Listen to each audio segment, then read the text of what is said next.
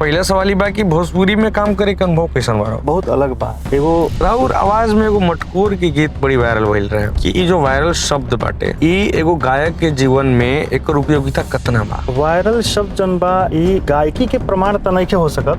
कहवा के पियर माटी ओकनी के का करे के चाही कि अच्छा काम भी कर लसन और ओकनी के जो पैसा वाला एंड बा एहू पे समस्या मत होखे। जौन टैलेंटेड लइका बड़ा सन ओकनी खातिर एक आधा गो माध्यम बा, वो माध्यम ई बा एकरा मतलब कि अगर जोन भोजपुरी भाषा के लइका बाने जे स्ट्रगल फेज में बढ़िया गावत रहे उनका राउर वाला जो संघर्ष के पाथ बा थोड़ा फॉलो करे के चाहिए। भोजपुरी में आप खुद ही देखेंगे बहुत एक आधा गो रियलिटी शो कभी 4-5 साल में कोनो कोई रियलिटी शो होला और रियलिटी शो में भी अच्छा सुशांत अस्थाना के का लागेला भोजपुरी पर अश्लीलता का आरोप काहेला? ओमे हमरा लागेला कि गायकन के साथ साथ हमार समाज भी बहुत बड़ा दोषी बा।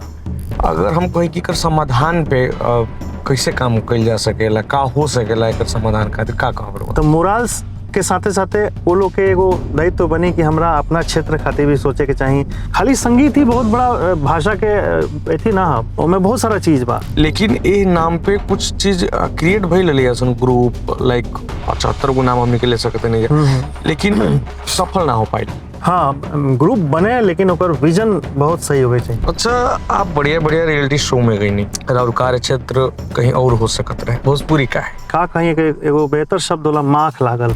शादी विवाह के तो बहुत सारा गाना हम के लिए बने और बड़ा लोग ओकरा के मतलब गाय के गोबर महादेव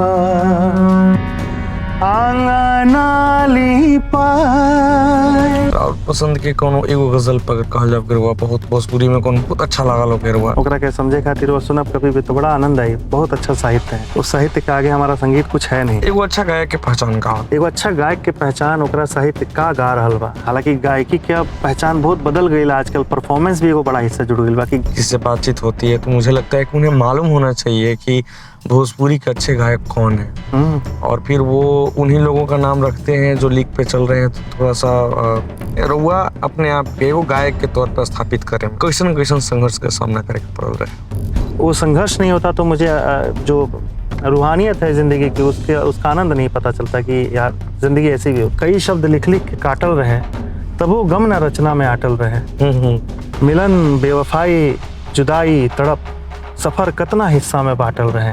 अच्छा एगो गाना के साथ एगो शब्द जुड़ल कमर्शियल, का होला कमर्शियल सब आपके निगाह से? तो एगो विचारधारा हो गई बा कमर्शियल। ऐसा कुछ कमर्शियल है ना, विचार बन गया है कि जो हिट चल रहा है वैसा गाना बनाओ। फिर उनको लगने लगा कि हम जो फेस दिखा रहे हैं वो फेस बहुत सुंदर होना चाहिए, तो वहाँ एक बड़ा ऑब्जेक्ट आ जाता है हमारे लिए। हमको लगता है कि ऐसा विचारधारा नहीं रखना चाहिए। अच्छा भैया मुश्किल का होला कंपोज कर लिया फिर गावल? अच्छा अभी फिर पूछब कि एगो गायक के तौर पे आपके का लगेला बिहार सरकार के कला के लिए जो जिम्मेदारी होके के चाहिए वो जिम्मेदारी के कसौटी पर बिहार सरकार खरा बिया? बिहार में बहुत महोत्सव होला, उनमें सिंगर आवेला लो बाहर के, कबो सलमान अली आवतरन, उनमें कबो जुबिन नौटियाल आवतरन, कबो अभिजीत भट्टाचार्य आवतरन, कबो कोनो इंडियन आइडल के सिंगर आवतरन। भोजपुरी इंडस्ट्री के अपने आप के व्यापक बनावे खातिर आपके का लगता कौन पहलू पे काम करे के चाहिए? बेहतरीन राइटर्स के सम्मान मिले, जो अच्छा लेखक बने उनकरा के ले आवल जाओ। वो लोग के भोजपुरी फिल्मन के नाम होला गोइल भैंसिया पानी, फलनवा के मंगरू, फलनवा के डगरू, यही टाइप के फिल्म के नाम होता है ज्यादातर। काहे इस तरह के नाम होला भोजपुरी में? क्या भोजपुरी भाषा सिर्फ व्यंग भाषा है? हम नाम ना ले भोजपुरी में एका सिंगर बड़े इतना बढ़िया सिंगर जो टॉप लेवल पे पड़े, लेकिन क्या कमाल गाते हैं वो लोग। क्या कमाल गाते थे पहले और आज भी गाते हैं, अच्छा गाते हैं। पर हम लोग अब तरस जाते हैं कि क्या यार उस तरह का अब गाना नहीं आएगा। ये एगो लिरिक्स बाटे हम कहर वगैरह वो लाइव कंपोज करी। हमने बीचे न दोसर गवारा लगे। अगर रउआ भोजपुरी भाषा क्षेत्र से बानी और रउआ भोजपुरी में खींचल एगो लीक पर चले के आदत हो गइल बा तो ई एपिसोड रउआ खातिर नहीं है। रउआ ई एपिसोड कभी बंद करी और चल जाए।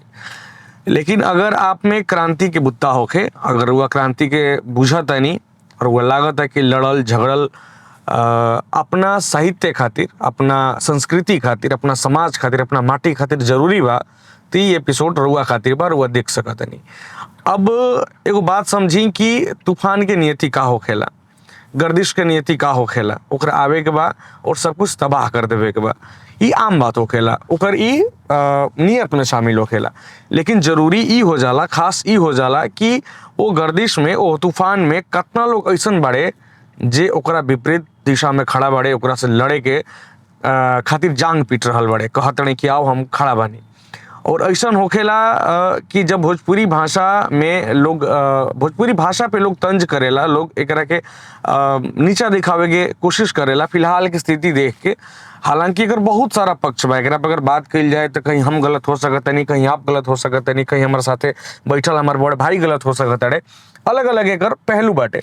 लेकिन मोटा मोटी कहल जाओ कि जब भोजपुरी पर लोग तंज कसेला आज की स्थिति देख के, तो बहुत कम लोग ऐसन बा जे जांग पीटा दिखाई देवेला कि भाई हम बानी।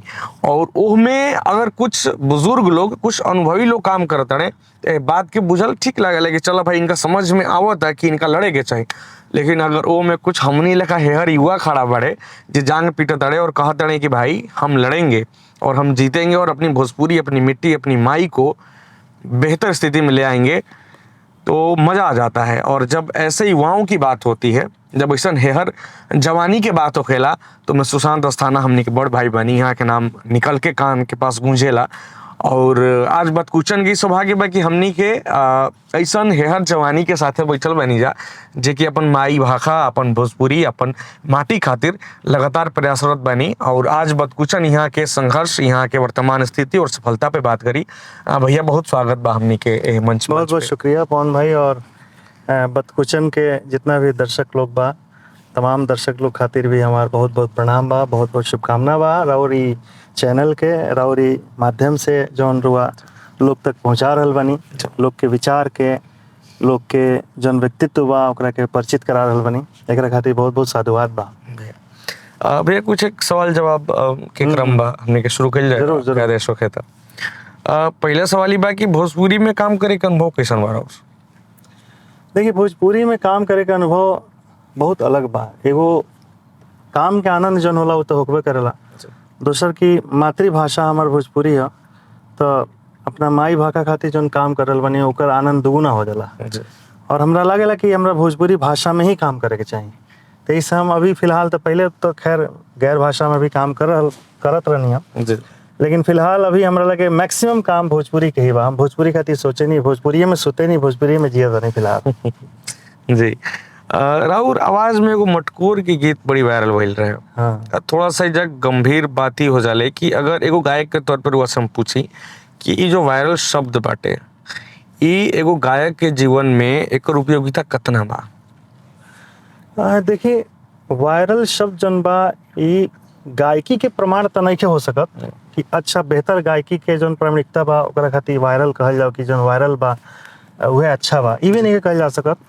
और अगर अच्छा चीज़ वायरल हो जाओ और अच्छा चीज़ लोग तक पहुंच जाओ, कोनो माध्यम मिल जाओ, तो खैर कलाकार खातिर बहुत सार्थक होला ई बात कि कलाकार के मेहनत जौन बा, ओकर गायकी के जौन मेहनत बा, जौन तराशे में मेहनत भइल बा, चाहे जौन भाषाई समृद्धि खातिर जौन काम कर रहल बा आदमी, तो वो लोग तक पहुंच जाला। तो थोड़ा लागेला एगो कि अरे यार हमने अच्छा प्रयास किया और लोग इसको सराह भी रहे।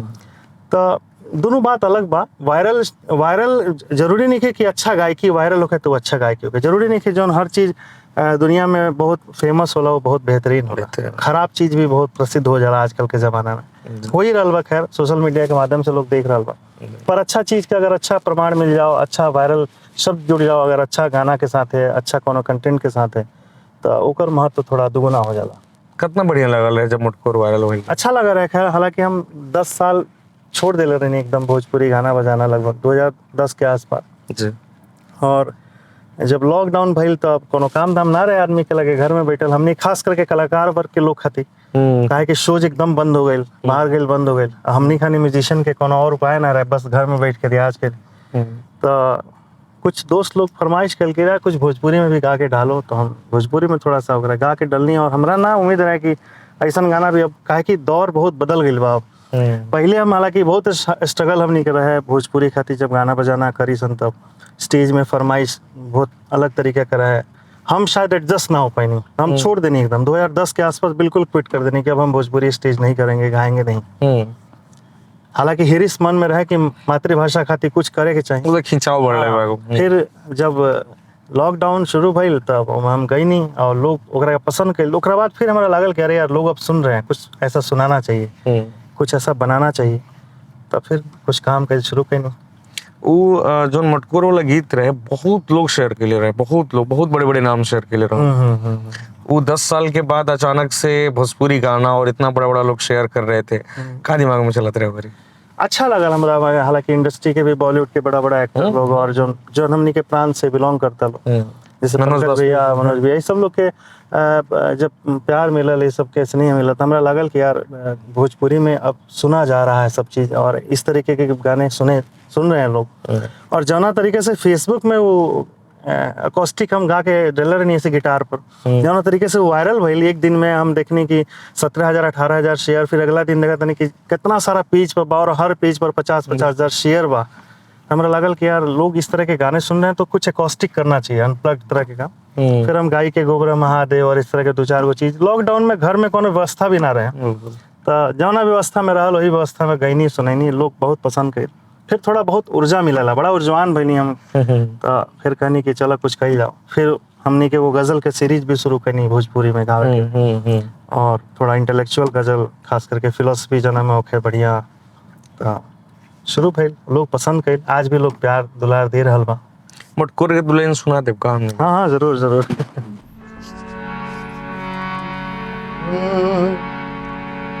कहवा के पियर माटी, कहाँ के खुदार है, कहवा के पियर माटी, कहाँ के खुदार है, कहवा के साथ सुहागी माटी कोड़े जास है, कहवा के साथ सुहागी माटी कोड़े जास है।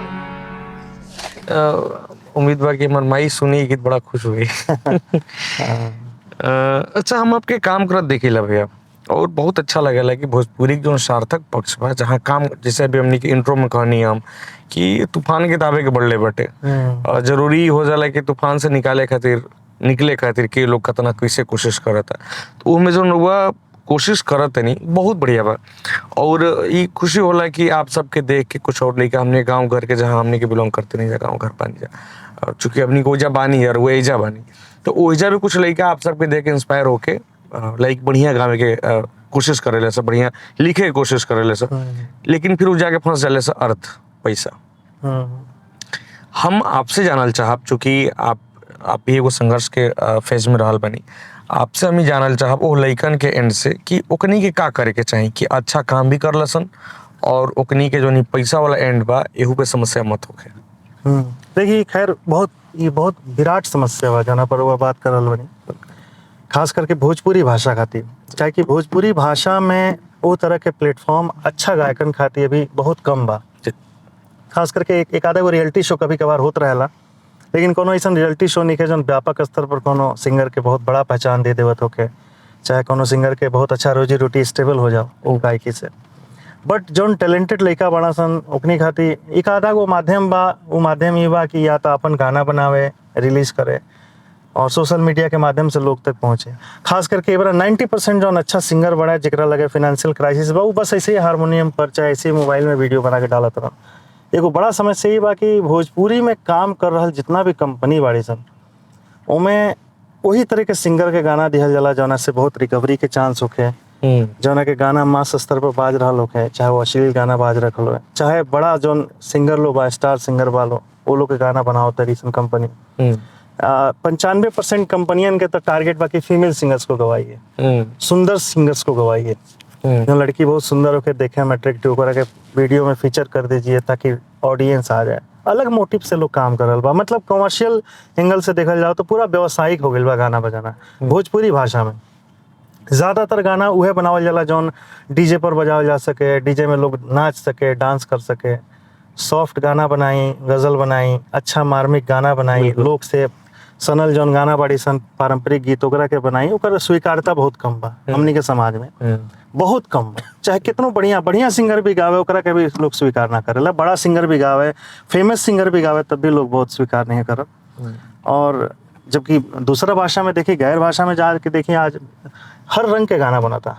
ऐसा नहीं है कि नया दौर में बढ़िया गाना नहीं बनता, बहुत अलग अलग तरीके के बड़ा अच्छा गाना बनाता। चाहे अरिजीत सिंह के गाना सुनिए, सोनू निगम के गाना सुनिए, बॉलीवुड में हर तरीके के गाना बनेला, फास्ट ट्रैक भी बनेला, पॉप ट्रैक भी बनेला, सॉफ्ट गाना भी बनेला। और सारा कंपनी पे काम करत है। हाँ, सारा कंपनी ऊपर काम कर रहे बने, ओमे कोनो बैरियर नहीं है कि मिजाजी गाना नहीं है। बहुत बड़ बात कहते नहीं कि मतलब अगर ई कंपनी संतुलन बनावे लगे कि सब किस्म के गाना पे काम करे के बा, कि जोन लइका बढ़िया भी गावे की कोशिश करत हने, इनका के ई जोन फाइनेंस वाला एंड बा ए पे हेल्प मिल सकेला।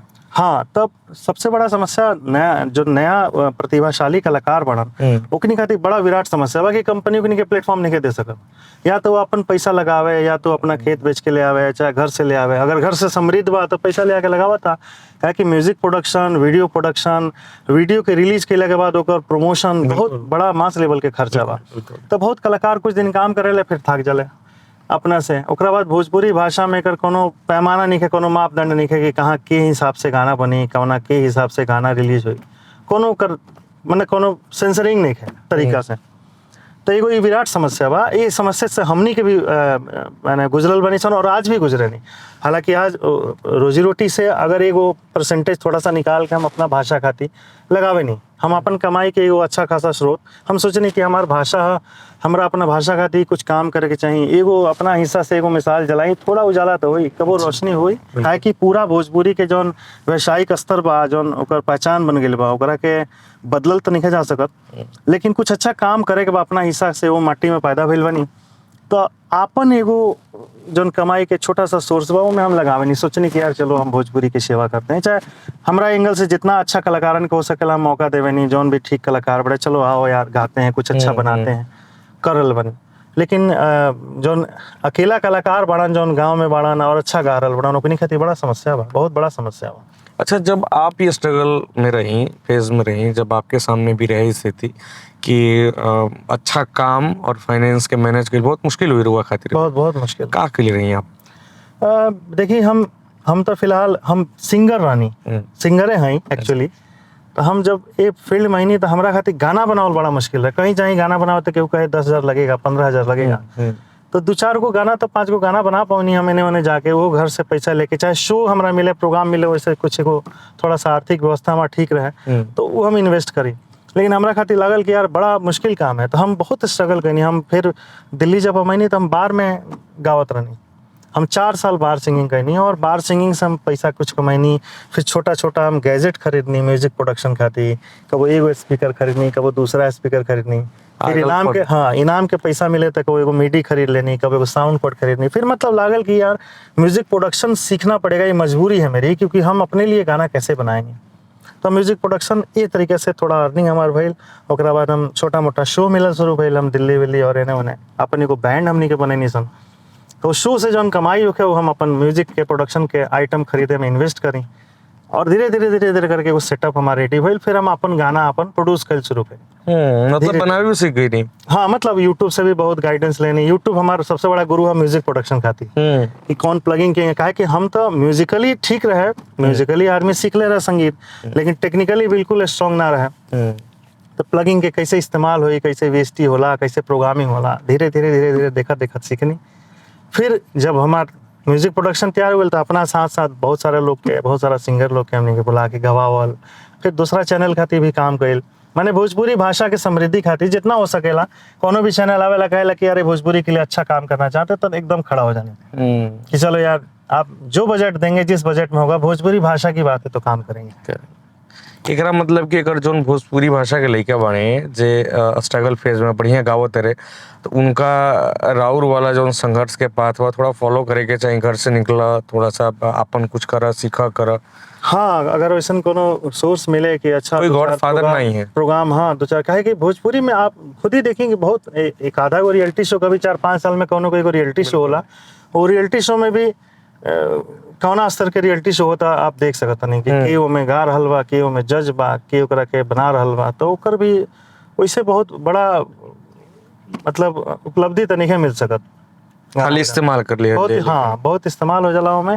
तो कुछ शोज वोज के रास्ते अगर कुछ रिसोर्स बन जाओ, कुछ पैसा वैसा कमाए के रास्ता बन जाओ, लेकिन बहुत विराट समस्या है भाई। कहे कि जौना स्तर पर अब कंपनी धीरे धीरे जौना लाइन पर जा रहा बड़ी सन, एक तो कंपनी आजकल उन सिंगर्स को गवाए के चाहत रही सन की जेकर बहुत ज़्यादा फॉलोअर होके, जेकर बहुत ज़्यादा लिसनर होके, स्पॉटिफाई लिसनर बड़ा हो, गाने हिट हो 2-4 मार्केट में, चाहे कैसा भी गाना, गंदा गाना भी गाया हिट हो, उसको तुरंत बुलाएगा, उसको पैसा देगा कंपनी, उसको गवाएगा। तो प्रतिभाशाली सिंगर्स खातिर तो बहुत बड़ा समस्या, विराट समस्या भाई हो रहा। अच्छा, सुशांत अस्थाना के का लगेला भोजपुरी पर अश्लीलता का आरोप काहे लगा था? देखिए, भोजपुरी पर जो अश्लीलता, ये तो खैर बहुत बड़ा टॉपिक बा, पर बहुत बात हो सकता। बिल्कुल हमारे को जो अपन पर्सनल एगो परसेप्शन बा भोजपुरी खातिर लेके, और हमारे एगो परसेप्शन ही ना, हमारा अपन पर्सनल रिसर्च भी बा पिछला 15-20 साल में। काहे कि जब से पैदा बनी सन, जब से कुली गाना सुन रहल बानी, गुड रंगीला से लेके राधे श्याम रसिया जौन बाजत आइल मार्केट में, और ये बेरा तक के भी जौन ज़माना आइल, जौन गाना बजाना चल रहल बा, ओमे हमरा लागेला कि गायकन के साथ साथ हमार समाज भी बहुत बड़ा दोषी बा। आई बहुत मुश्किल बात भाई, केहू बोल नहीं कर सकत, बोलेला ना। हमनी के जौन संस्कृति बा ओकरा हिस्सा हो गइल भाई, हमनी के मिट्टी में ही सना गइल बा, शामिल हो गइल बा कि हमनी के जीन में बावे, हमनी के ऐसने गाना सुने के बा, हमनी के ऐसने गाना देखे के बा। आखिर पूरा दुनिया में 25-30 करोड़ लोग भोजपुरी बोले वाला, और गाना अश्लील रिलीज होला तो ओकरा 2 दिन में 500 मिलियन व्यू कहाँ से आवेला, 700 मिलियन व्यू कहाँ से आ जाला, और केहू तबा जे कंबल ओढ़ के घी पी रहल बा। तो दुनिया में ऐसन का एक व्यवस्था बनल बा, और अगर केहू कहे कि प्रमोशनल भी हुआ तो फिर एक कलाकारन के घर कैसे चलता? एक कलाकारन के लगे इतना बड़ा इतना महंगा गाड़ी, इतना महंगा फ्लैट, इतना घर द्वार कोठी कहाँ से होता? अगर खाली प्रमोशन से भी हुआ ही तो के बाबू जी देता 500 मिलियन 700 मिलियन व्यू। बड़ा रिसर्च, मतलब राउर रिसर्च बड़ा भाई। हाँ, तो 25-30 करोड़ पूरे दुनिया में भोजपुरी बोलने वाले लोग, और गाना रिलीज होला तो 2 दिन में 1000 मिलियन व्यू आवता, 800 मिलियन व्यू आवता। उसके बाद एक कलाकारन के 15 लाख 20-20 लाख रुपया दे के बाजी बुलावता देहात में, और देहात में प्रोग्राम होता, वो प्रोग्राम से कम 500 यूट्यूबर्स के जिंदगी चलता, और वो स्टेज में लड़की नाचा तारी सन, ओकनी के साथ गंदा व्यवहार हो रहा बा, ओकनी पर गंदा टिप्पणी हो रहा बा, अपने में एक दूसरे से मारा पीटी हो रहा बा। फीमेल सिंगर्स की स्थिति ऐसा बा कि वो सोच नहीं सकत कि वो अब कौना स्तर के प्रोग्राम हो रहा बा, और सामने लोग बैठल बा, वही तमाशा देखे खातिर लोग ओसन का सिंगर के बुलावा। अब क्यों सुशांत अस्थाना के बुला के थोड़ी 15 लाख रुपए दी सुने खातिर, नहीं दे सकत। अच्छा कलाकारन के कितना जगह प्लेटफॉर्म बा, हम लोग बहुत कम प्रोग्राम करते हैं, लेकिन हम लोग भी कुछ प्रोग्राम प्रोहिबिट करते हैं कि इस तरह का प्रोग्राम नहीं करेंगे। जैसे फ़ोन आयल कि सर 4 गो डांसर भी चाहिए, तो हम हाथ जोड़ लेंगे कि भैया हमारे स्टेज में डांसर तो बहुत मुश्किल है, अच्छा गाएंगे, अच्छा सुनेंगे तो आएंगे, नहीं तो कोई बात नहीं है, घर में दाल रोटी चल रहा है। तो बड़ा समस्या बाकी की सुनाता, वो लोगे ना सुनाता। रुआ घर के बगल में प्रोग्राम हो रहा बा, रुआ अपना बेटी के साथ बैठ के घर में भोजन करतनी, खाना खातनी, और गंदा गाना सुनतनी कि गंदा गावत रसन, लेकिन रुआ मतलब नहीं है वो चीज़ से। तो प्रॉब्लम ये है ना कि हमारे यहाँ का जो समृद्ध समाज है वो हमारे अपनी भाषा को, अपनी संस्कृति का हिस्सा ही नहीं मानता। इस बात को एक्सप्लेन करिए थोड़ा सा, जो भी आप। तो जो जैसे हमारे यहाँ जब हमने के जब लोग पढ़े लिखल हो जाला, जब ज़्यादा पढ़ ले वाला लिख ले वाला, तो बाहर चल जाता, माइग्रेट हो जा रहा बा, काहे कि नौकरी चाकरी के तो कमी बढ़ले बा ऑब्वियसली। खैर हमनी के प्रांत में ना, पूरा देश में बा, पूरा दुनिया में बा। अब नौकरी चाकरी के कमी बा, लोग जा रहा बा बाहर, ओकरा बाद वो धीरे धीरे माइग्रेट हो जाता अपना भाषा से, और रहेला तब ओकरा भाषा से मतलब नहीं, क्योंकि है कि भाषा हमारे संस्कृति का हिस्सा है, हमारा पैरहन है भाषा। भाषा को जब हम अपनाएंगे, आप जाइए किसी दूसरी भाषा में, आप पंजाबियों के यहाँ जाइए, पंजाबी लोग भाषा से कितना मोहब्बत करते हैं। हाँ, वो चाहे बाहर विदेशों में भी रहे, वहाँ भी गाने के लिए स्पॉन्सर्स खड़े हो जाएंगे, प्रोड्यूसर खड़े हो जाएंगे, अच्छा गाना बनाओ। उनके यहाँ अश्लील सिंगर आएंगे, अगर बाजार में गा रहे हैं तो उसको लोग प्रोहिबिट करते हैं, नहीं गाना है, ऐसा गाना नहीं बनना चाहिए, इसको रोकना चाहिए। दूसरी भाषाओं में भी जाके देखिए, हमारे यहाँ क्या कि हम चुप रहते हैं, हम बड़े हैं तो हमको लगता है यार इस मैटर पर बात नहीं है, छोड़ो इसको, छोड़ दो ऐसे जाहिल लोगों के बीच में, जो जाहिल हैं वहीं गाएं बजाएं, वहीं नाचें, हम उससे मतलब नहीं रखते हैं। लेकिन जब तक हम बोलेंगे नहीं तब तक हमारी संस्कृति बदल नहीं सकती। और भाषा बहुत सारी चीज़ों से मिलकर बनता है, संगीत ही एक बड़ा हिस्सा नहीं है, संस्कृति हमारी बहुत बड़ी हिस्सा है भाषा के लिए, कि भाषाई समृद्धि जो है, भाषाई निष्ठा होना बहुत ज़रूरी है इंसान के अंदर। हम लोग बाहर जाके बोलते तो हैं कि we are proud Bihari, I am Bihari, slogan सब लिखेंगे अपने स्टेटस पे, अपने फेसबुक पे सब लिखेंगे कि अश्लील गाना बंद हो जाना चाहिए, लेकिन कभी कोई श्लील गाना उसने शेयर नहीं किया है, कभी कोई अच्छा गाना अपने वॉल पे शेयर नहीं किया जो लिख रहा है कि अश्लीलता बंद हो जाना चाहिए। तो ये बड़ा समस्या है, बड़ा विकट समस्या है हमारे यहाँ कि हम अच्छी चीज़ों को सराहते नहीं हैं और बुरी चीज़ों को नज़रअंदाज कर देते हैं कि छोड़ो, हो रहा है जो होने दो। लेकिन वो चीज़ें धीरे धीरे घड़े में भरती हैं, फूटेंगी ना पूरी दुनिया में। आज हम देश विदेशों में जाते हैं शो करने, हम वहाँ अगर हम किसी को इंट्रोड्यूस कर दें या बता दें अपने आप को कि यार हम बिहार से हैं, तो थोड़ी सी मुस्कुराहट आ जाती है, वो तंज वाली मुस्कुराहट होती है उसके चेहरे पे। हमको देख के भी शर्म लगता है, अरे यार सोच रहा है कि हम भोजपुरी सिंगर है, मतलब वही हैं। हम भोजपुरी सिंगर कहेंगे तो लोग सोचते हैं कि वही हैं। तो हमारे यहाँ वैसे गाने, आखिर आप बताइए ना कि जो गंदे गंदे शरीर के अंगों पे जो गाने बना रहे हैं सिंगर हमारे यहाँ, उनके पास फॉर्चूनर है, उनके पास एंडेवर है, कौन देता है, कहाँ से आता है? उनके पास एक साल में कोठी बंगले, अपना ब्लॉगिंग करके वीडियो सब बना के डाल देंगे, सब कुछ इनके पास है। एक अच्छा सिंगर जो है घर नहीं बना पाता, पूरी ज़िंदगी जो है मेहनत करते करते वो मर जाता है। कि कितने ऐसे कलाकार हैं जो सुसाइड कर लेते हैं, उनका सर्वाइवल नहीं है, वो पान का दुकान चला रहे हैं। हमारे इतने सारे फ्रेंड्स हैं जो सर्वाइव नहीं कर पाए, बेचारों को रास्ता मिल गया तो कहीं म्यूजिक टीचर हो गए, कहीं किसी स्कूल में 2 बच्चों को सिखा रहे हैं। बिल्कुल, मेरे अपने बहुत सारे जानने वाले ऐसे लोग हैं। उनकी आखिर रीज़न क्या है? कोई भी कलाकार जो मेहनत करके सीखा हो, अच्छे से गाया हो, उसके लिए लास्ट ऑप्शन होता है कि मैं फेम छोड़ के मैं टीचर बन जाऊँ। मैं भी अपना पर्सनल डिसीजन बताऊँ, मुझे लगेगा कि यार मैं एकदम अब इस काम से नहीं चल पाएगा तो मैं 4 बच्चों को बैठ के सिखाऊँ रोजी रोटी। क्योंकि शोहरत की भूख तो हर कलाकार को होती है यार, कि मैं मेहनत किया हूँ, मेरी जो टैलेंट है दुनिया तक पहुँचे, लोग देखें।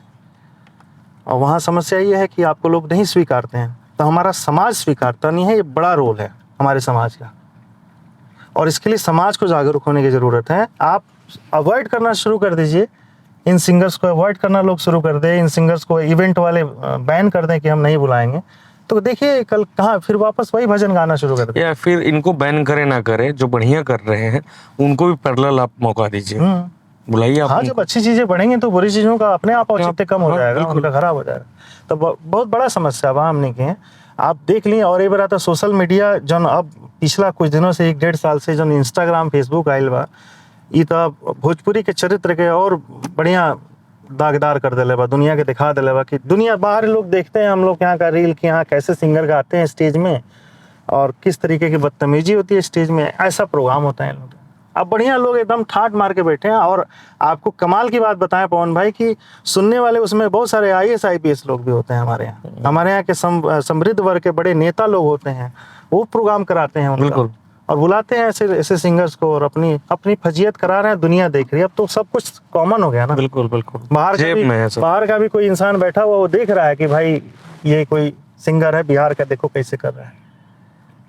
अब क्या मजबूरियां हैं उन लड़कियों की जो स्टेज में डांस करती हैं, उनके साथ इतना गंदा भी है वो किया जाता है। उन सिंगर्स के साथ जो फीमेल हैं वो भी वैसे ही गाना गाती हैं। हम ऐसा नहीं कहेंगे कि वो फीमेल बहुत अच्छा गाना गाती हैं, उन्हें खुद अपने चरित्र के बारे में नहीं सोचना है तो क्या ही कहा जा सकता है। अब वो इतने जहर की तरफ फैल गया है कि उसको रोकना भी बहुत मुश्किल है, रोकथाम बहुत मुश्किल है इसका। और तमाम इसको दुनिया तक पहुंचाने वाले तमाम यूट्यूबर आ गए हैं आजकल। ऐसे सिंगर्स का प्रोग्राम होता है तो 150 कैमरे लग जाते हैं उनके सामने, और एकदम अगले दिन उनको तो मसाला मिल गया, भाई डालो तुरंत व्यूज आएंगे, उससे 2 रुपये आ जाएगा। तो बड़ा मुश्किल है ये।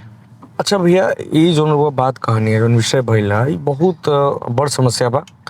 अगर हम कहीं की कर समाधान पे कैसे काम कइल जा सकेला, का हो सकेला एकर समाधान खातिर का कहब बा?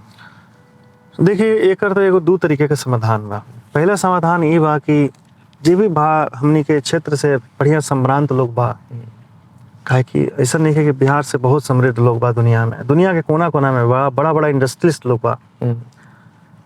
भाषा के अपन संस्कृति के हिस्सा माने, सबसे पहले स्वीकारे कि भाषा हमारी पहचान है, हमारी पहचान के जैसे हमारा व्यक्तित्व है, हमारी पर्सनालिटी है, उसका हिस्सा है भाषा।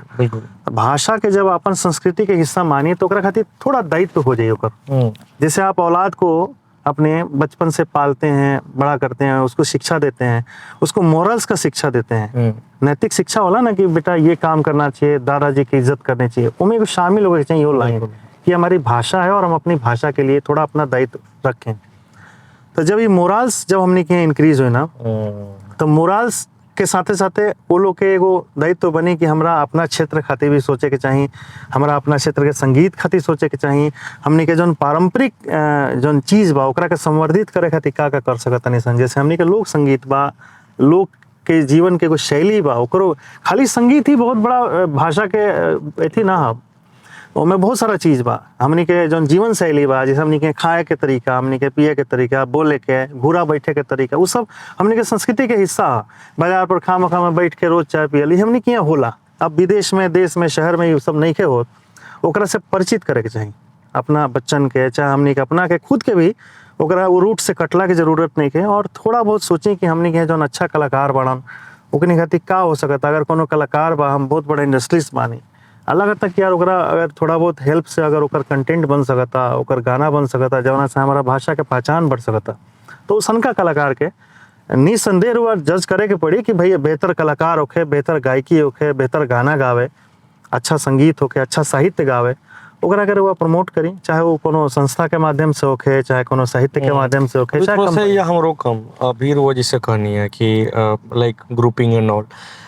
हमनी के भोजपुरी में एगो दौर रहे, चाहे अभी तक बहुत ऐसा ग्रुप कहली ओकरा के और भी जो मतलब जो नाम दे सकते हुआ लोग बनौलस कि भोजपुरी के उत्थान, मतलब ये जो हमनी के कहते नहीं जाए थोड़ा सा, मतलब ये बहुत अच्छा लगल हमरा कि लाइक एगो CSR फंड टाइप अगर कुछ हमनी के अपना में से निकाली जाए कि भाई ये 2% ही बा अपना भाषा खातिर रखब, ये अच्छा बात बाटे। बिल्कुल बिल्कुल। लेकिन ए नाम पे कुछ चीज क्रिएट भइल रही है ग्रुप, लाइक 75 गो नाम हम निकले सकते नहीं है, लेकिन सफल ना हो पाइल।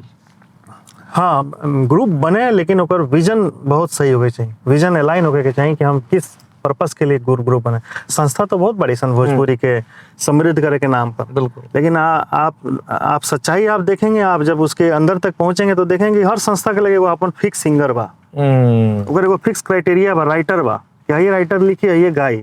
ओकनी के जन कोर मेंबर्स के जन ग्रुप बनल बाड़ी सन, वो ग्रुप में बात कहा जाला कि फलानवा सिंगर के गाना आइल बा प्रमोट नहीं करे।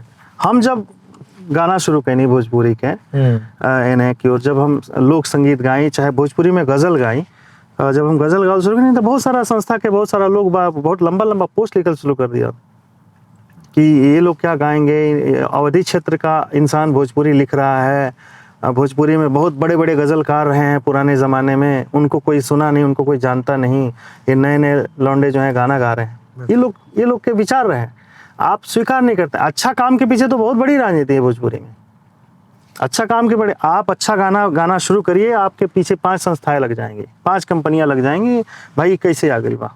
हम एगो सिंगर के पकड़ ले बनी, ओकरा के पूरा देश के सबसे बड़ा पुरस्कार दिलवा, ओकरा के पद्म श्री तक पहुंचाओ, ये टारगेट है। बिल्कुल। तो इस टारगेट के हिसाब से काम करेंगे। भोजपुरी में अच्छे जो बढ़िया प्रतिभाशाली बच्चे हैं उनको मौका नहीं मिल पाता है, उनके साथ राजनीति होती है, उनको लोग नहीं स्वीकार, मतलब कि और बने भी तो विजन के साथ, हाँ विजन के साथ बनना चाहिए। और दूसरा तरीका जो है ये है कि जो भोजपुरी में मास लेवल के जो सिंगर हैं, जो इनके पास मास ऑडियंस है, जो चाहे अश्लील गाने गा के गा रहे हैं, जिनके पास एक लार्जर ऑडियंस है पूरी दुनिया में फॉलोअर, क्योंकि देखिए भोजपुरी का जो व्यवसायिक गीत संगीत है उसको तो आप भी जानते हैं कि वो वही है। जो हम लोग कर रहे हैं वो बहुत छोटे पैमाने पे है, बहुत कम लोग हैं और बहुत कम है।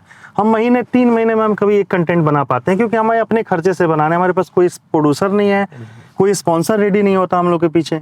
रीजन इसलिए कि स्पॉन्सर देखेगा ना भाई कि आपके व्यूज कितने आते हैं। हमने भोजपुरी में 10-10 लाख रुपए गाने बनाए। मैंने छठ का गीत बनाया पिछले वर्ष, उगाए दीनानाथ, 10 लाख रुपए खर्चा था। मैं अपनी सेविंग का एक बड़ा मास खर्च कर दिया उसके पीछे।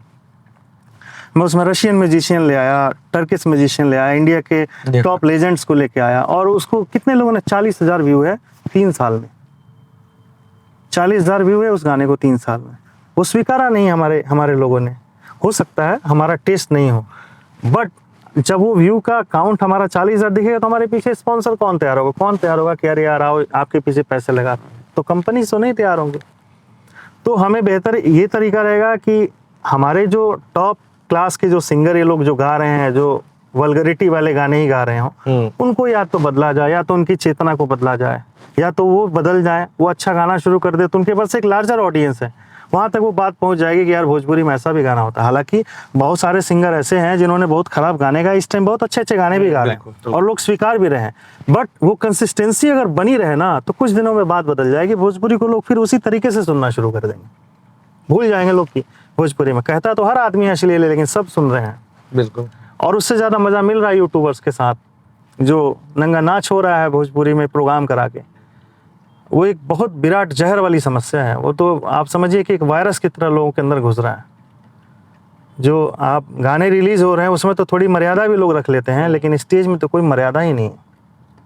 स्टेज में कोई कुछ भी बोल रहा है, कोई कुछ भी कर रहा है, किसी को कोई मार रहा है, किसी को कोई गाली दे रहा है, और तमाम लोग सुन के मज़ा ले रहे हैं। लोगों को लगता है कि ये आनंद है। तो इंटरटेनमेंट का जो परिभाषा हमारे यहाँ बदल गया है। तो कुल मिला जुला के समाज का बहुत बड़ा रोल है इसको बदलने में। अच्छा, आप बढ़िया बढ़िया रियलिटी शो में गई नहीं, और कार्य क्षेत्र कहीं और हो सकत रहे, भोजपुरी का है। खैर एक जवाब तो मैंने बहुत हद तक मिल गई। हाँ, बाकी टू द पॉइंट कहल जाओ का है। देखिए, एक का कहीं एगो बेहतर शब्द होला माख लागल। जैसे माख, जैसे लखन जी के बारे में रामचरितमानस में लिखल बना कि माख लागल। तो एगो माख बा अंदर, एगो क्रोध बा अंदर, एगो चिड़चिड़ापन बा अंदर का। कि बचपन से देखिए पढ़ाई लिखाई भइल, एजुकेशन भइल, ओकरा बाद गाना बजाना की जिम्मेदारी मिल गई कि भाई यह करे कि भाई इसे रोजी रोटी कमाए के बा। हालांकि हम अपनी रोजी से बहुत खुश हैं, भगवान अच्छा देते हैं और ठीक कमाए हैं और ठीक खुश हैं, अच्छे से जीते हैं।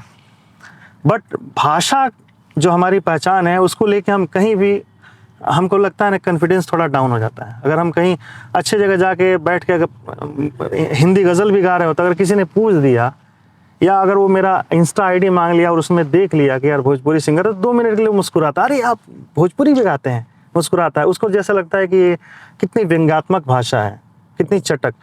और आप यकीन मानिए, हमारे जो बड़े टॉप स्टार्स हैं भोजपुरी के, बड़े बड़े रियलिटी शोज़ में जाते हैं, वहाँ उनको बेइज्जत किया जाता है, लेकिन उन्हें समझ में नहीं आता कि उनके साथ ऐसा व्यवहार किया। बिल्कुल। हमें ऐसा लगता है कि यार तुम्हारा फजीयत हो रहा है वहाँ, और आप एंजॉय करते हैं उस आपको लगता है कि इस पोर्शन को एंजॉय कर रहे हैं। भोजपुरी ऐसी नहीं है, हमारी भाषा ऐसी नहीं है। हमारी भाषा बहुत समृद्ध है, हमारा परंपरा बहुत समृद्ध है। आपको वहाँ प्रूफ करना चाहिए कि हम इस भाषा से आते हैं। दुनिया में इससे ज़्यादा पारंपरिक विधाएं कहाँ हैं किसी भाषा में। आपको मैं बताऊं कि हमने की यहाँ जब ब्याह होला 1 महीना पहले गांव में मसाला कूटे लागे औरत लोग। अब मसाला जब कुटाए लगे न तो पूरा मोहल्ला गमक जाए लगे कि फलानवा के यहाँ शादी होके गला बा। और शादी 1 महीना तक रोज साझा गवाई, पराती गवाई, और इतना विधा बा कि हर रस्म के लोग इंजॉय करेला, ओकरा के जिएला। एक दूसरे के सर पर तेल जाते लोग, कुछ हमनी के भी एक दूसरे के सर पर तेल जाते ला लोग, गुड़ मालिश करेला लोग। कितना रस्म बा। आप दूसरी जगह, दूसरे भाषा, चाहे दूसरे सम्रांत जो प्रांत हैं, उनके शादी विवाह का असर देख लीजिए कि अब 1 घंटा में शादी, फैशन में कि आप जाइए डेस्टिनेशन वेडिंग में और 1 घंटा में शादी। तो हम लोग के यहाँ कितना समृद्ध, हमें लगता है ये पूरा यज्ञ होता है एक शादी। तो इससे बढ़िया परंपरा कहाँ है? हम इसको खो रहे हैं। हम लोग इसको खो रहे हैं क्योंकि हम स्वीकार कर रहे हैं कुछ और। तो हम अपनी स्वीकार्यता को जब तक बदलेंगे नहीं, तब तक हमारा समाज बदलेगा नहीं। हम खामखा में दोष देते हैं कि ये सिंगर गलत है, वो सिंगर खराब है, वो गलत गा रहा है। हम लोग कहते हैं कि तुम अच्छा पेश नहीं करते हो। ऐसा नहीं है कि अच्छा पेश करने वाले नहीं। तमाम युवा गायक हैं जो बढ़िया बढ़िया गाना गा रहे हैं, उनको क्यों नहीं पहचान मिल रहा? उनको क्यों नहीं कोई प्रोग्राम दे रहा है? आप कहेंगे कि आप अच्छा नहीं गाते हैं। अच्छा काम 20 साल पहले भी हुआ है, आज भी हो रहा है और 20 साल बाद भी होगा। हमारे जैसे कितने सुशांत अस्थाना मार्केट में हैं जो काम कर रहे हैं और अच्छा काम कर रहे हैं। आप वाकई आप दिल से देखिए, लोग कह भी देते हैं, जो अश्लीलता सुनने वाले लोग हैं वो भी कहते हैं बड़ा बढ़िया गाना बने देवा, बट वो शेयर नहीं कर सकता। रील बनाई तो वही गनवा पर रील बनाई, जाना में ओकरा पूरा पावर मिलता। ये बड़ी समस्या है। अच्छा, जो वो रस्म वाला करनी है रहुआ कि हरदी उर्दी कुटाए लगेला, उनमें के कुछ एक बा हमने के रीजन सुना थी। कितना गाना बा हमने के शादी ब्याह के हम कितना गाना गेले बनी। एगो हमार गाना सांझा पराती में से कुछ नहीं, सांझा पराती तो खैर हमरा अभी याद नहीं के कुछ रसन, लेकिन गईले बनी पहले हम। बाकी कितना सारा ऐसा गाना हम गईले बनी, कन्यादान के रस्म, सिंदूरदान के रस्म, शादी विवाह के तो बहुत सारा गाना हम गईले बनी। और बड़ा लोग ओकरा के मतलब स्वीकारल। हमने के बहन हम आपके बताओ नहीं होगा कि हमनी दिन लइका लगावे लागेले, मतलब अगर वो पहुंच गई अगर या तक रीच। अब सांझा पराती के रुआ नाम देते को हमने की है, जैसे जब भी सांझा पराती गावल जाला तो सबसे पहले हमने के माई लोग दादी लोग ना शिव जी के गोहरावेला, ओकरे को हम गाना गईले रहनी।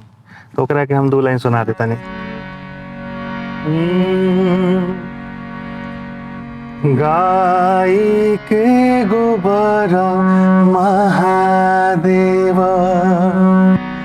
आंगनाली पाय गजमतिया हो महादेव चौका पुराय सुनिए सेवा सेवा के दोहाय सुनिए सेवा सेवा के दोहाय।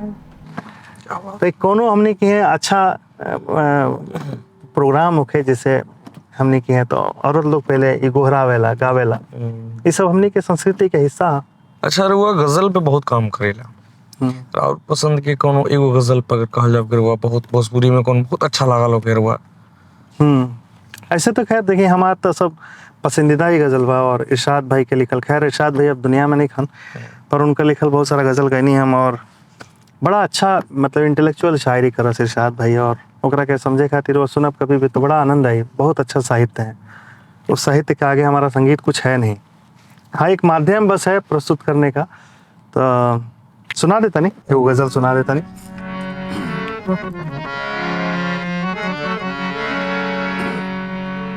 एगो बड़ा छोटा बहर के एगो गजल बा।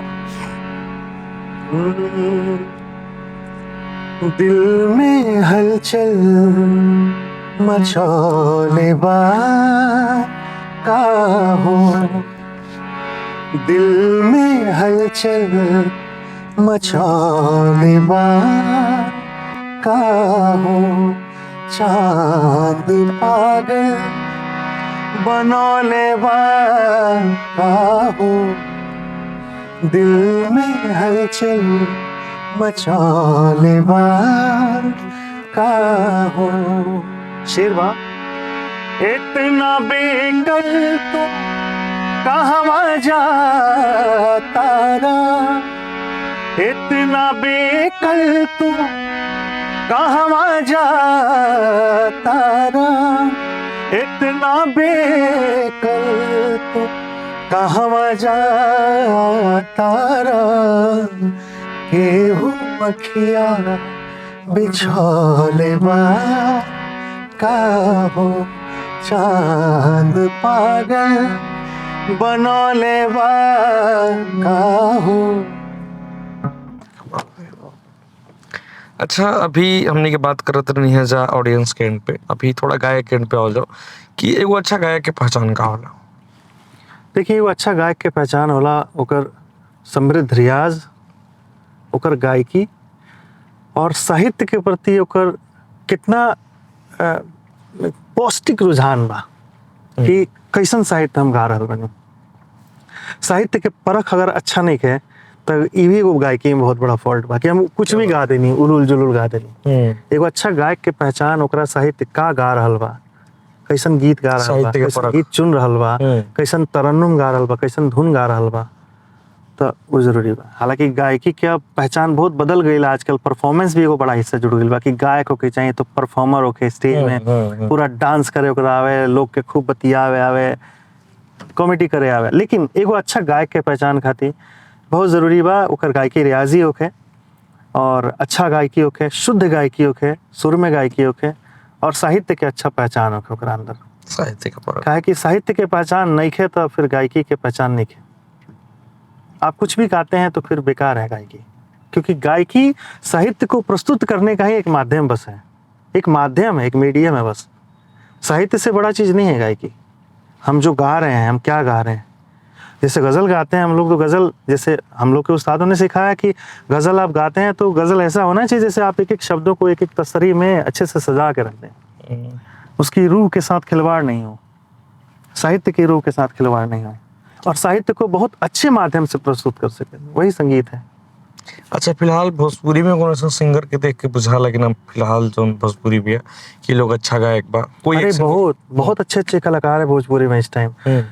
कितने सारे लड़के लड़कियां अच्छा काम कर रहे हैं, तमाम है, गिनती करेंगे तो खत्म नहीं होगा, जिसमें बहुत अच्छा काम कर रहे हैं। अभी जैसे साहिल है, कितना अच्छा गा रहा है, प्रभाकर अच्छा गा रहा है, अनन्या गा रही है अच्छा, सोनल अच्छा गा रही है, ऐसे बहुत सारे तमाम सिंगर हैं, सनी है, बहुत सारे सिंगर हैं ऐसे जो बढ़िया काम कर रहे हैं, बहुत अच्छा काम कर रहे हैं। और मुझे लगता है कि उनके काम को स्वीकारिए आप सब स्वीकारिए और ऐसे सिंगर्स को सुनिए, कुछ समय निकालिए।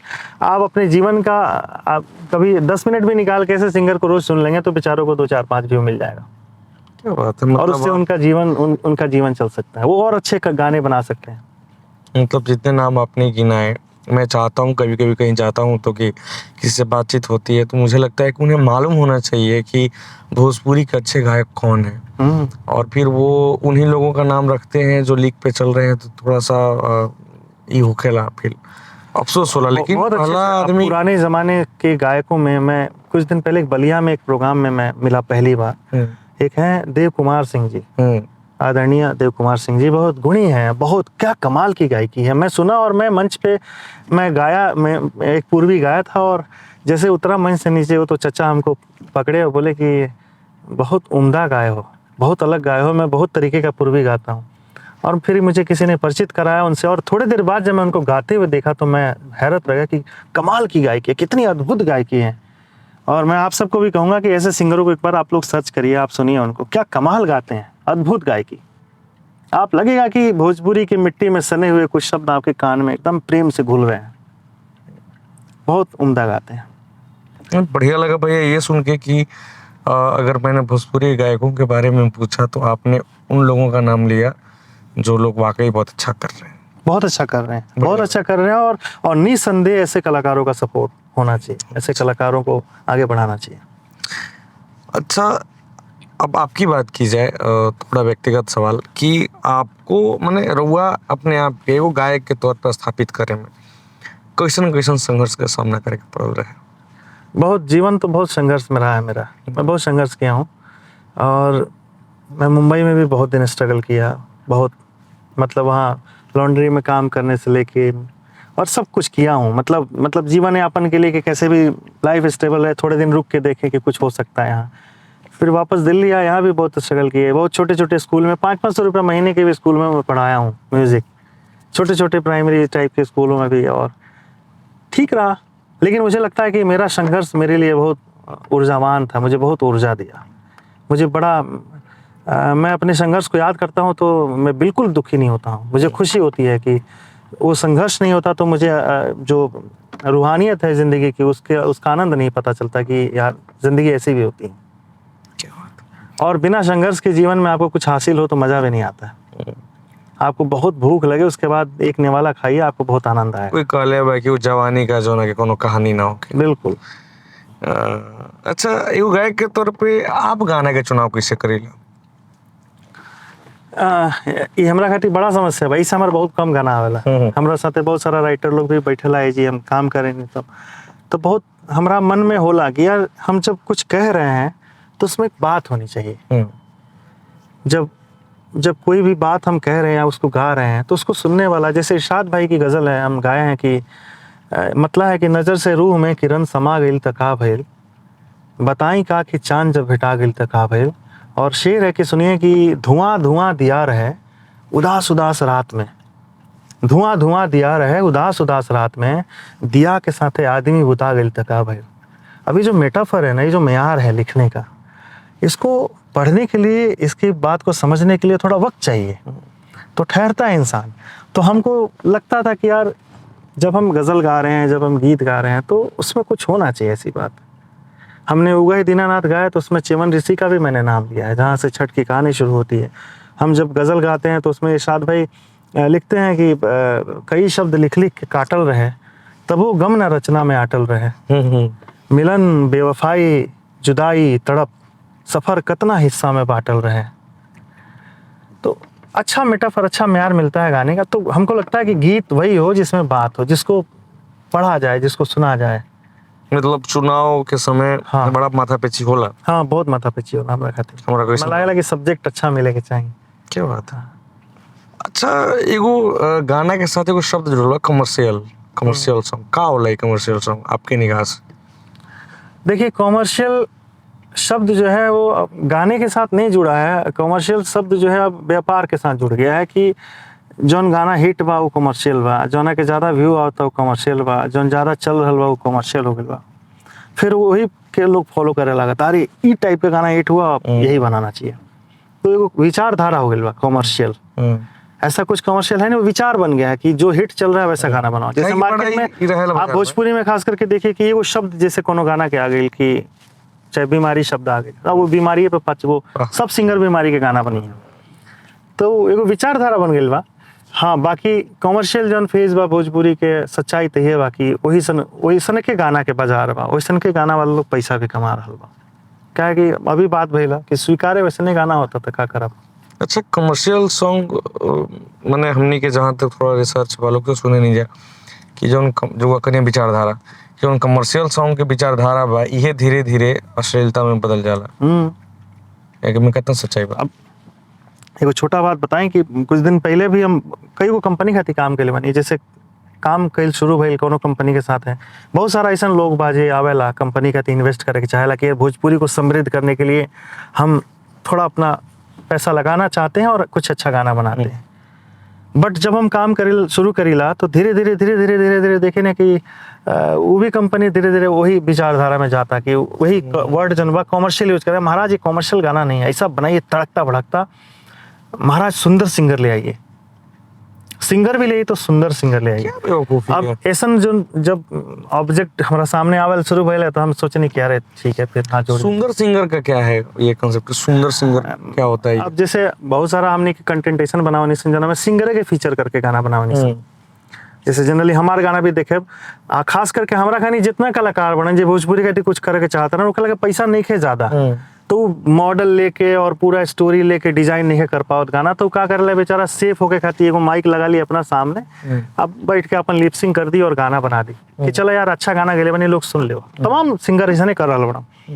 तब यही कार्यक्रम में हम कुछ धीरे धीरे फीमेल सिंगर्स के भी लेनी जोड़नी कि भाई आइए आप लोग भोजपुरी में अच्छे गाने गाते हैं, जो हमारे पारंपरिक गाने हैं जिसमें कन्यादान है, विदाई है, विवाह के गारी गीत हैं, इनको हम प्रस्तुत करते हैं। इस तरह के बड़ा बढ़िया चलता है भाई आपका। हाँ, तो इस तरह के बहुत सारे गाने। लेकिन फिर धीरे धीरे और भी कई कंपनियों के लिए मैंने किया गाना, जो बड़ा गाना शूट करते हैं, बाहर भी शूट करते हैं।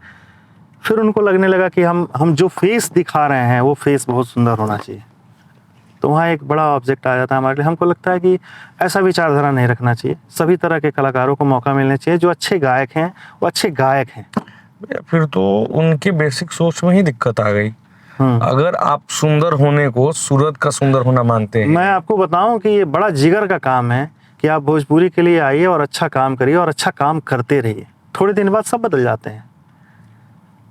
थोड़ा दिन काम करते हैं, 10 गाने बनाते हैं, 10 गाने के बाद फिर उनको लगता है कि अरे यार मुझे ना फलाना सिंगर को गाना चाहिए और मुझे फलाना को गाना चाहिए।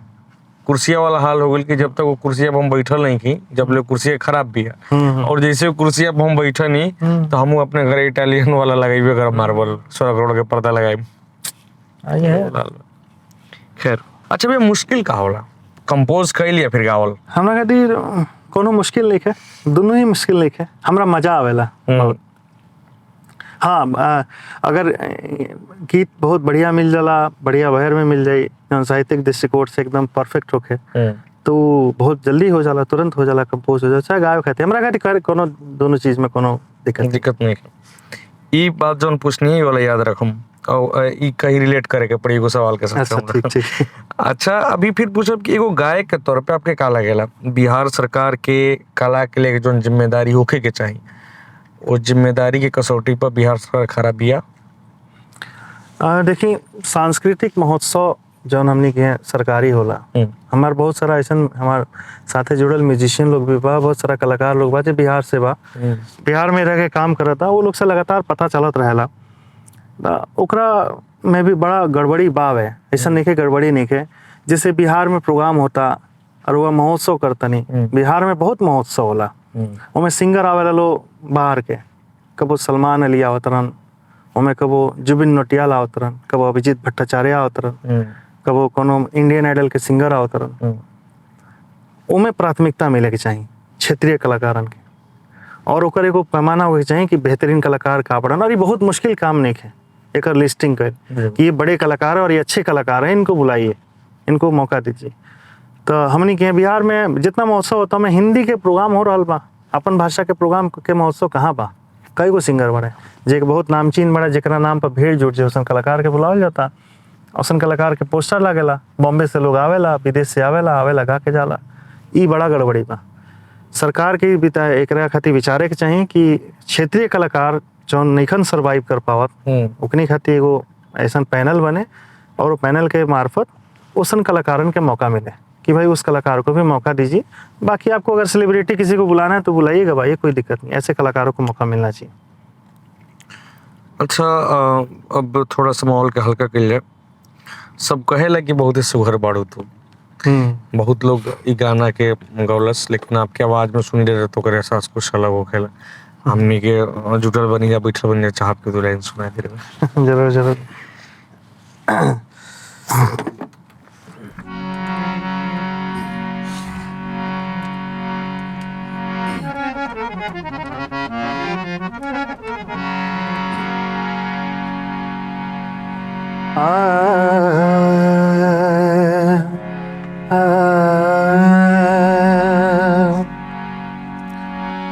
बन में चिड़ैयन के शोर हो के दाओ, आतन की सौरी भोर हो के दाओ, रात काफी बारात डिरवाए, रुक जाई हवे अजोर हो खुदा। सब कहेला कि बहुत सुघर बाड़ू तो, सब कहेला कि बहुत सुघर बाड़ू तो, टोना लागे ना काचे उमरिया में, टोना लागे ना काचे उमरिया में, नैना पवलू शराबिना ताकल करा, नैना पवलू शराबिना ताकल करा, रूप की रानी छत से ना झाकल करा,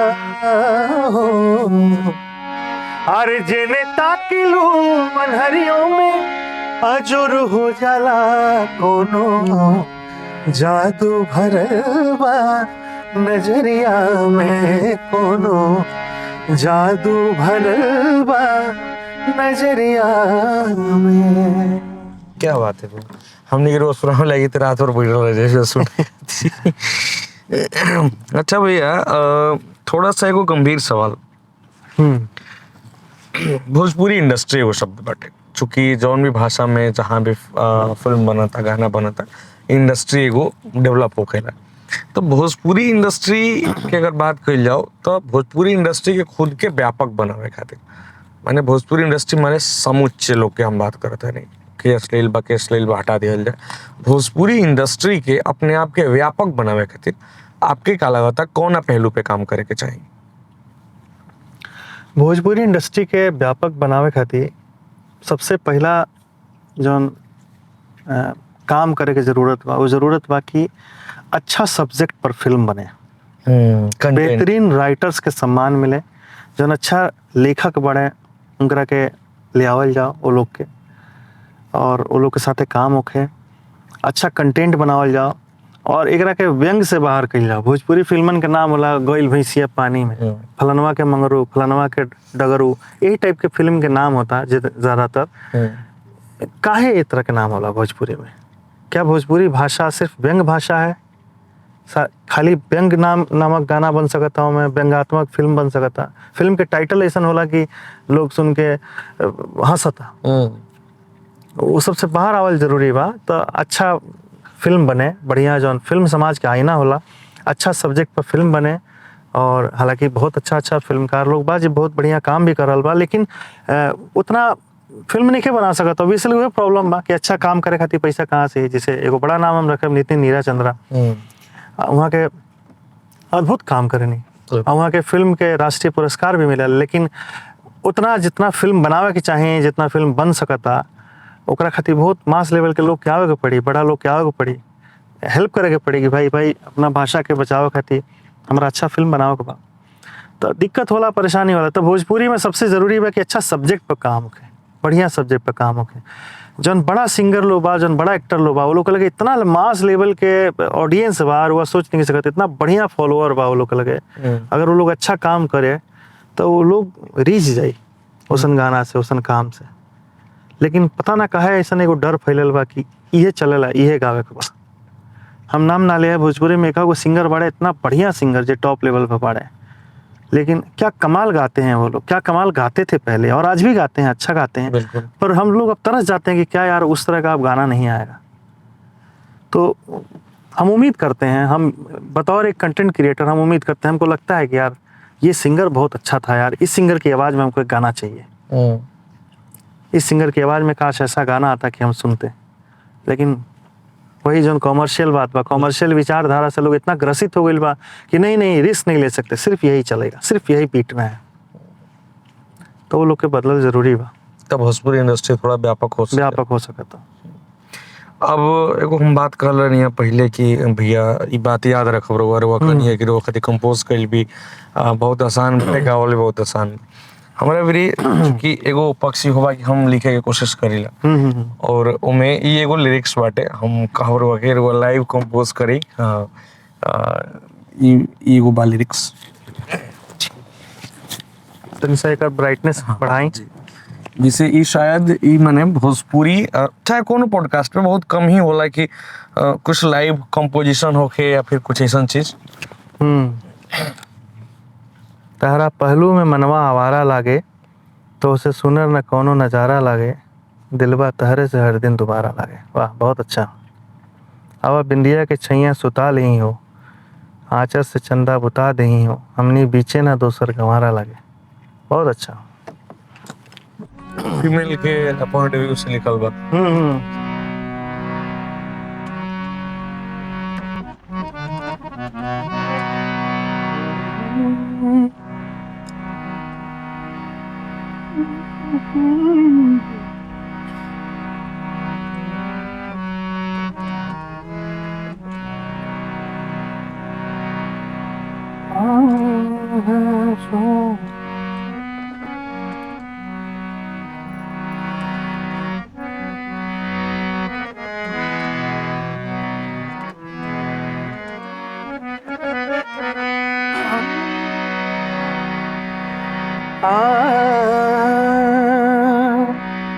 बड़ा सुंदर अंतरा बा।